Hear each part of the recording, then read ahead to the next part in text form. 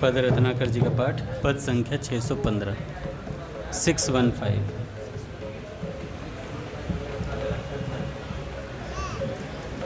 तुम हो यंत्रे मैं यंत्र काठ की पुतली में, तुम सूत्रधार, तुम यंत्रे मैं काठ की पुतली में, तुम सूत्रधार, तुम करवाओ कहलाओ मुझे, नचाओ निज इच्छानुसार, तुम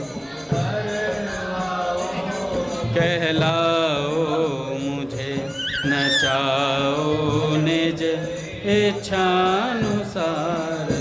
मैं करूं कहूं नाचूं नित ही, परतंत्र न कोई अहंकार।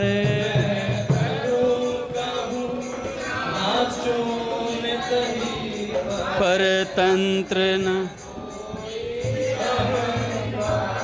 मन मौन नहीं, मन ही न पृथक, मैं अकल खिलौना तुम खिलार। मन मन ही न पृथक, अकल खिलौना तुम खिलार। क्या करूं नहीं क्या करूं करूं, इसका मैं कैसे कुछ विचार।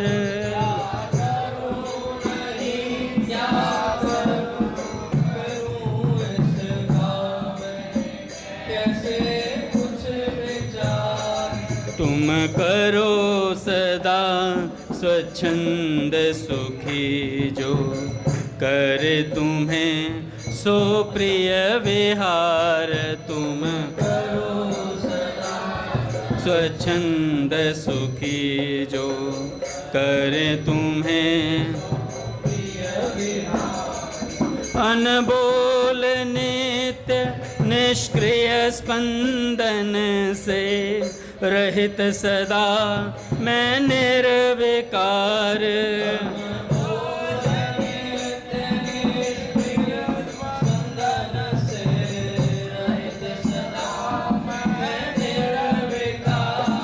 तुम जब जो चाहो करो सदा, बेशर्त न कोई भी करार। तुम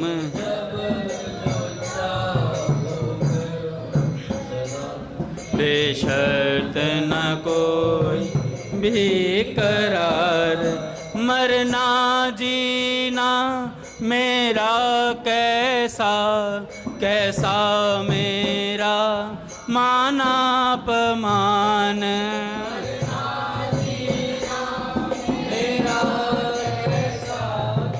कैसा मेरा है सभी तुम्हारे हे प्रियतम, ये खेल नित्य सुख में महान।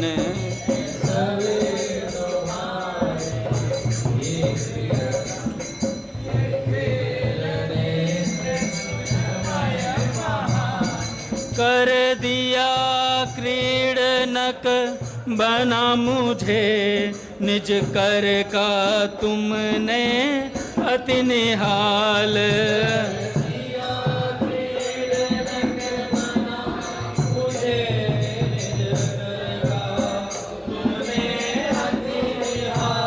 यह भी कैसे मानूं जानूं, जानो तुम ही निज हाल चाल।